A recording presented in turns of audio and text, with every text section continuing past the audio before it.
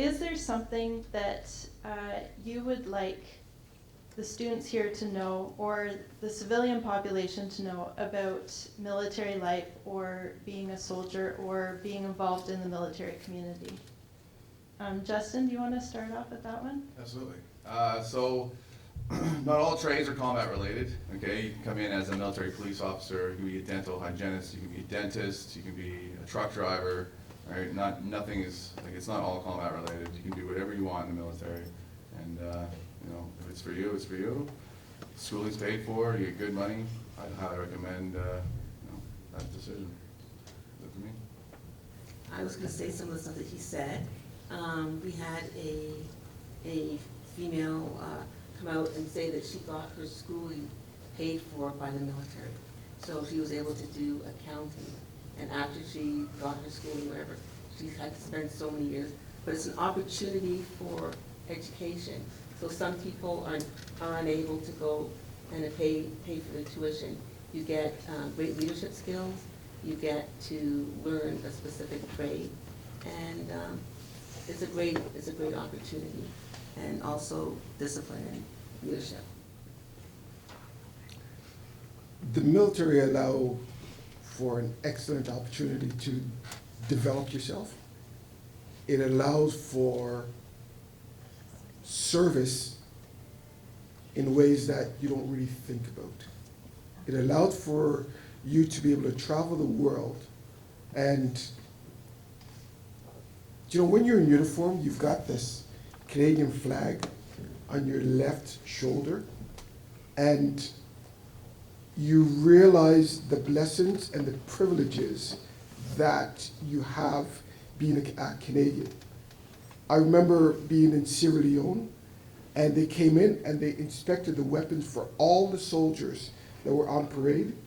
When they came to me and they saw the red and white, they just moved on, right? It allows you to really be Canadian. And I think I'll sum it up like that. I'm going to just tell you a little story. So when I arrived at Royal Military College, it was the biggest culture shock of my life. This running around, putting on uniforms, being told when to get out of bed, go to bed, when to eat. Like, really a culture shock. And I hadn't been there 4 days, and I called my mother, and I said, "Get me out of here." And she said, "You chose this, you carry on. It will be fine." It's like, well, no help there. The very next day, we did this sports competition.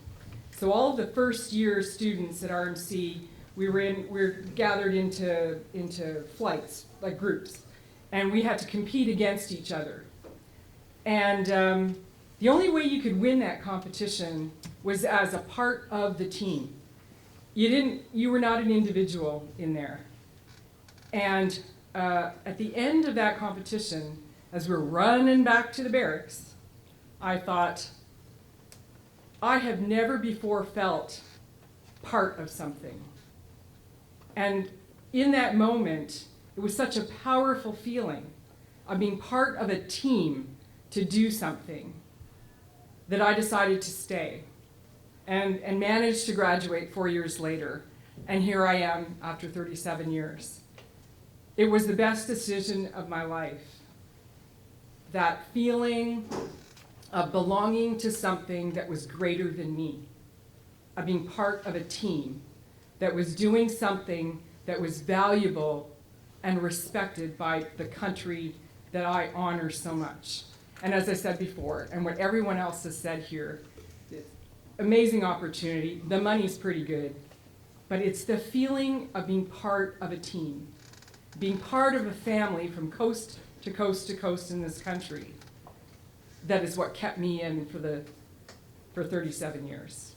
You guys are at a point in your life right now where you're going to be making some really tough decisions. The world has really opened up. There are careers today that didn't exist 10 years ago. And 5 years from now, there are going to be career opportunities that don't exist today. Don't allow anybody to tell you what you can and what you can't do, right? Go online, talk to people, find out opportunities, look at what you're good at, look at what you're not so good at, challenge yourself, and then at the end of it, be successful.